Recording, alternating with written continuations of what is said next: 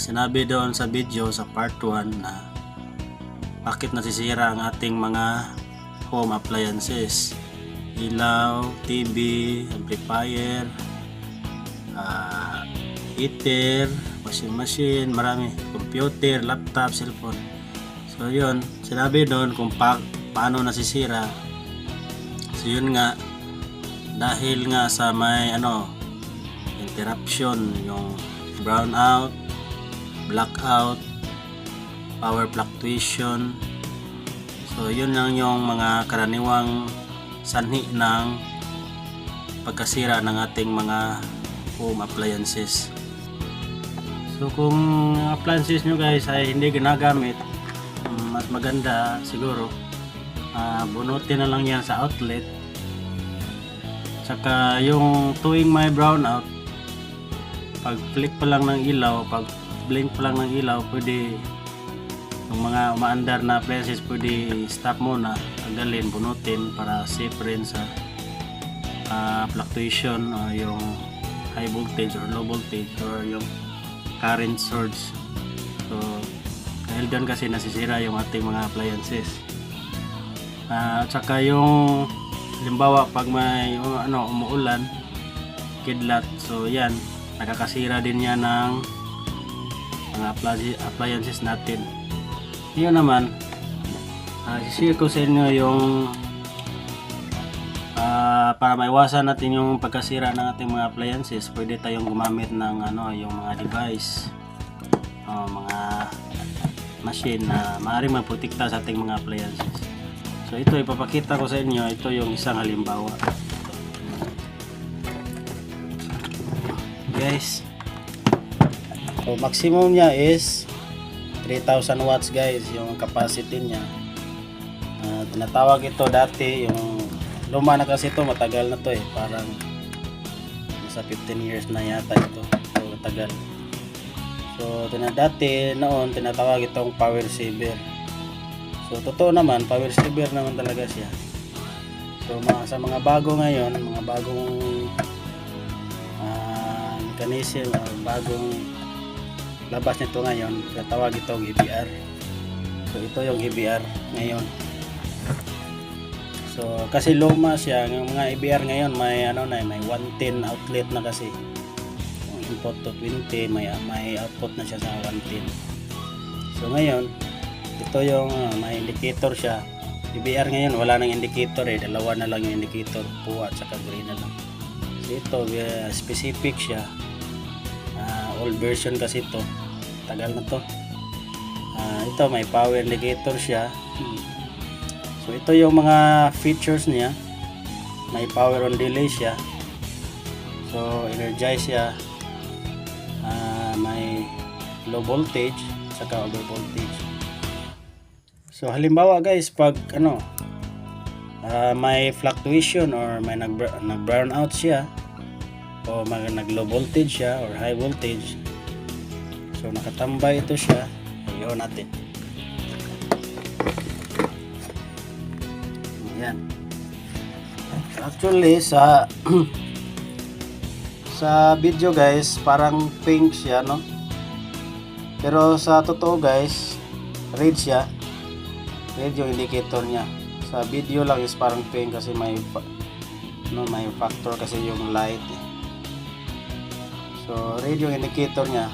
Halimbawa guys na may fluctuation or low voltage or high voltage, ito ang magproprotekta ng ating mga home appliances. Bakit? Pag ma-detect kasi niya yung halimbawa ito, yung range niya, yung detection niya is sa high voltage is 246. So pag may fluctuation na high voltage guys, ito ang gagawin niya, iti-trip niya, i-disconnect niya yung outlet or ito yung sa likod, ito yung outlet niya. So yung mga appliances nyo saksak nyo dito kayo mag-connect. So ito siya, saksak siya sa outlet, tapos dito kayo ko-connect. So kung may fluctuation or may high voltage or low voltage or may brownout, i-disconnect niya yung connection para hindi maapektuhan yung appliances mo. Yan, naka-disconnect yan. Disconnect niya ng 1 minute. So may fluctuation pag disconnect niya, antayin niya yung hanggang mag-stable yung kuryente ng outlet, no, yung power grid nyo. So i-disconnect niya yan. Abangan natin. So i-disconnect niya yung mga 1 minute. So papatayin niya. I-trip off niya yung outlet dito sa likod. So safe yung mga appliances nyo. So yung mga TV, yung mga LED TV, yan. So ito, lipat siya sa green. Yan, nakailaw yung dalawa, yung green sa taas at baba. Ito at saka ito.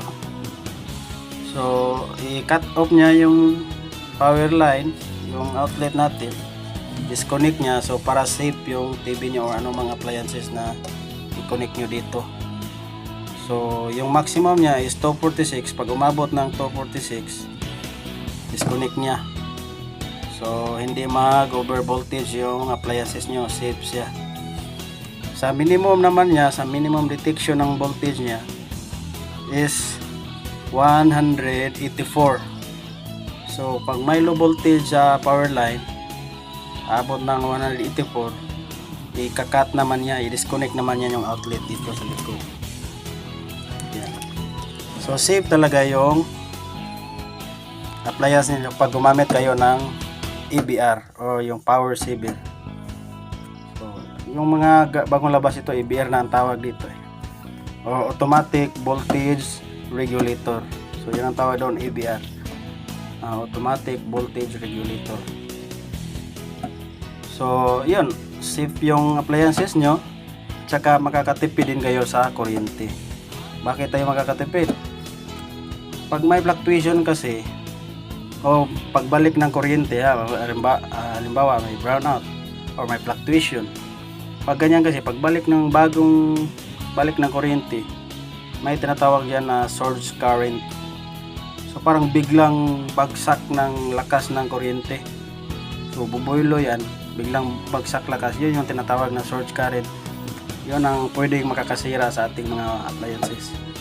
Pag daan dito, syempre hindi niya allow yun, i-cut off niya yun, i-disconnect niya yung outlet dito sa likod. So safe talaga yung appliances pag gumamit kayo ng EBR or power saver. So ito yung low voltage siya, cut off niya yung linya. Over voltage naman or high voltage, cut off din niya. So yun, safe yung mga appliances nyo pag gumamit kayo ng EBR, automatic voltage regulator. So kung gusto niya conventional, pag may flip ng light na burn out, kung ayaw nyo yung conventional type na hugutin nyo yung mga appliances nyo, pwede naman, kaya lang medyo hassle na yon.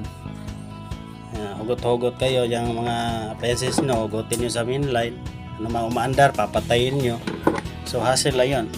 Pero kung gumamit kayo ng mga EBR, automatic voltage regulator, okay na yan. Safe na yung mga appliances nyo. Kahit hindi nyo pa hugutin, safe na yan. Basta may i-disconnect na automatic na disconnect na yung linya. So huwag na nating habain guys. So yun yung isi-share ko sa inyo sa video ito. Ito yung part 2 ng ating video, no? Sa why home appliances damage. Okay, thank you sa panonood guys. Kung may tanong kayo, may suggestion kayo, or anong pwede nyo gusto nyo malaman, willing ko ay i-discuss ko sa inyo kung ano yung mga katanungan. Iba-vlog natin yan, i-content natin yan para naman may share tayo sa iba pang mga viewers na gusto ring matuto, gusto ring magka-idea kung ano yung sa mga bagay-bagay, mga ganyan. Okay guys, thank you for watching. Sa nagustuhan nyo yung video ito, pag-follow na lang, like, share. So thank you. So again, ito yung EBR guys, automatic voltage regulator, protection sa ating mga appliances sa bahay.